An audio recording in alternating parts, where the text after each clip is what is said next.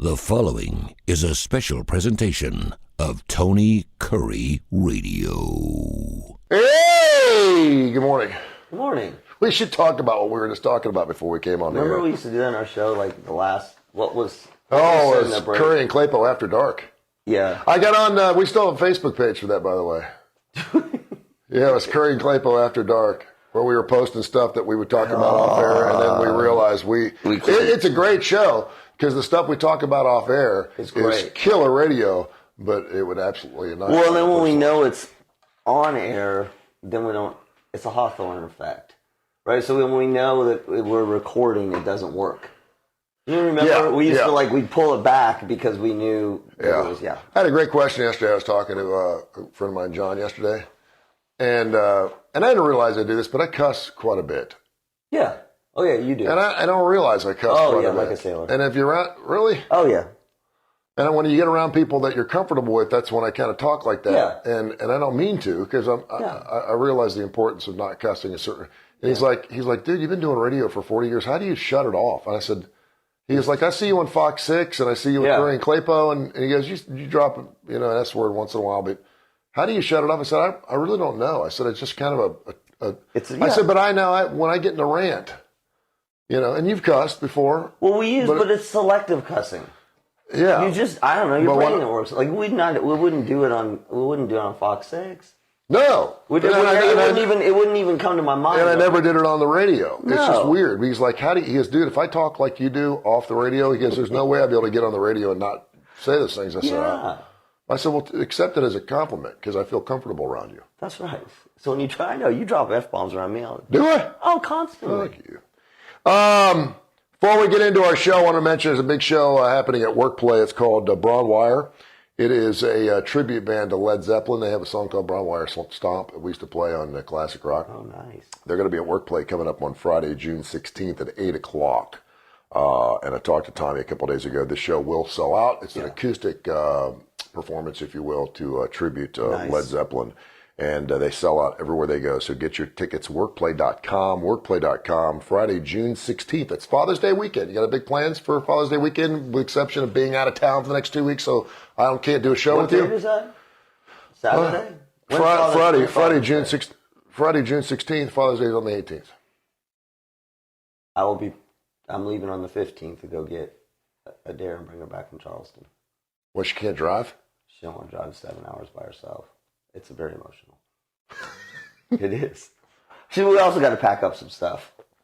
She can do fine, but you want to be part of it. No, she asked me to. Well, yeah, because she knows how important it is to you. No. She can do it on her own. She didn't want to. No, because she wants to make you happy. No. Because she knows it means a lot to Daddy. This was a lie. And it's Father's Day. I'm not giving you a hard time. I don't think it's why. You should. No. If Santo asked me to bring it back from Clemson, I don't think she did it because of me. I do. I don't. Your daughter. Although we are going fishing. Your daughter loves you very. I know, but I love that. Your daughter loves you very much. I know she does, but I don't think she did it because of me. I really don't. I think this is a tough. I've seen this. I didn't have this so much for myself because I went to school kind of where I lived, so it wasn't. Yep. But for my friends who went away and developed really close friendships and went and sort of embraced the city that they were in, it's hard after 4 years. And I also think, that when you finish that chapter, some people go right into graduate school and then you're still in school. Or a job or whatever. Or a job. But even the job part, that kind of, and I think particularly with a job, once you're done being a college student, even if you've worked your way through college, you are acutely aware that my life is different now. Mm-hmm. I'm done. Yeah. I'm different. And obviously if you didn't have a great college experience, it'd be different. But if you had this great college experience, at the end of it, you appreciate what your parents told you, which is, enjoy every moment of this because it's never good. And while you're doing it, you don't. And then when it's done, you're like, oh my God, I got to enter the radio. I can't believe she's done with college. Yeah. That's just that's even crazier than my son. 16. I know, but that's even crazier than my son graduating from high school. It's just because it seems like it was just 2 years ago that she went to college. And then Father's Day is coming up on the 18th. And James Taylor is playing Oak Mountain Amphitheater. On Father's Day. Yeah, thanks to Red Mountain Entertainment. Nice. Jay Wilson, I need tickets. James Taylor's pretty old now, isn't he? I got invited to go to the show, and this is one of those things where I don't think James is going to be around much longer. I think he'll be around much longer, but I don't know how much longer he'll play. Every time I've seen James Taylor, I think it's going to be the last time I'm going to see him. Right. And so I'm thinking, but it's Father's Day. I got my kids till like 6. Well, they don't want to go to the concert. No, I know they don't, but I got them, and I wouldn't take them either because I don't think they'd appreciate James Taylor. But I mean, James Taylor's got a really, I've got a real connection there because I explored his music a lot in my younger years through my CYO stuff and everything. Yep. And so, I mean, I know everything he ever played. And so, and every time I've gone, I really like the show. And so I want to go to the show, but it's on Father's Day. And I'm just thinking it's just going to be an emotional wreck. Yeah. So I'm like, you know what? I don't even need to go. And so I'm seeing my kids till 6, and the show starts at 7:30, which means I'll see them. It's Father's Day. You will be. And then I'll go straight to the show. They'll have to peel you off the ground. I know you. So it's not good for so your I don't public. need to go, but then I need to go, right? No, it's not good for your public image. I'm gonna take care of you. You shouldn't. You're gonna be so emotional. You'll be like, someone's gonna have to peel you off the ground. Yeah, don't. You said, no. All right then. Yeah. Again, don't forget the Workplace Show, Broadwire. It's going to be happening Friday, June 16th at Workplay. Go to Workplay and Workplay.com. Today we have smoke in the Northeast. My God. Man, it's crazy. It is. You know what I love though? I kind of like it. Not for those people up there. Why do you like but I mean, anytime something happens to another country that affects our country directly or indirectly. Yeah.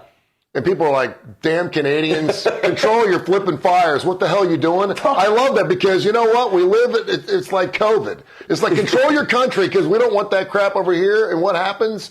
And anything that meshes it makes us deal with each other. Right. As one whole earth, I think it's great. And so you don't think our damn wildfires have affected other countries?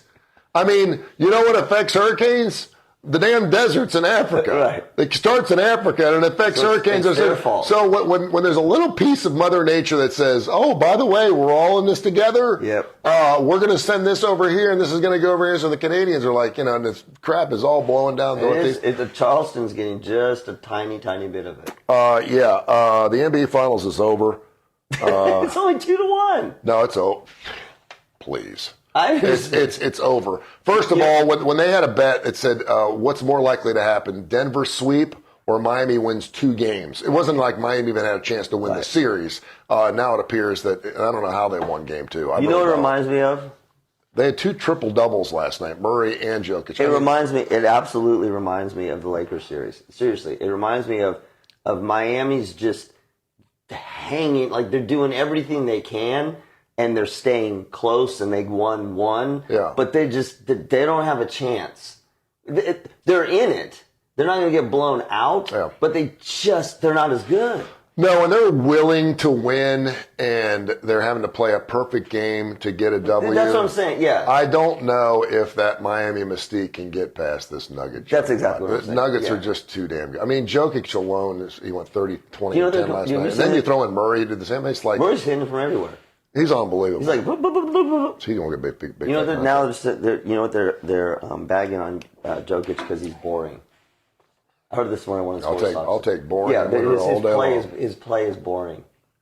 Dude, the thing is, I usually don't like big guys because I feel like it's just not fair. You have a 7'2" guy that weighs 350 pounds. You just throw it inside. He hits forever. He had 20 assists last night. Or 20 boards last night and 10 assists. 10 assists last night. The guy's unbelievable. Okay. So that's over. Al Cooper, good morning to you. I talked to him yesterday. I hope he's doing well. Coosa Valley out of sales up there. We're going to be on Fox 6 this morning talking about rebounding. Yeah, by the way, I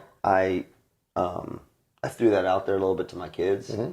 And my daughter's like, instantly, she's like, since when did you become an expert on Taylor Swift? I'm like, no, that's just the lead-in. Yeah. We're going to talk about. She said, and it's not confirmed they were actually dating. Yeah. So they were seen together. Something happened there. It must be so hard. Seriously. I mean, I know people that complain, but it must be so hard to be that level of celebrity where, like, literally, if you walk out the door with somebody, sure, then instantly there's 17,000 stories that that just play out their entire, it's their own narrative. It's like when you go outside. Oh, whatever. And look at Tony Curry. He's out there gardening. Tony Curry has become a gardener now. You just can't care. You just can't care. But it's really hard. I think you do care. But it's really hard.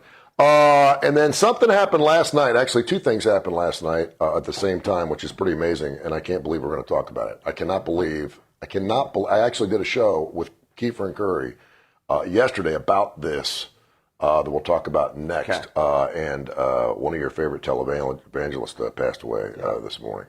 Pat Roberts' death in age of 93, so we'll talk about that. All right, back real quick. 30 seconds away for our second segment here. Kurre and Klapow will be on Fox 6 at 9:35. Hang loose. This has been a special presentation of Tony Curry Radio.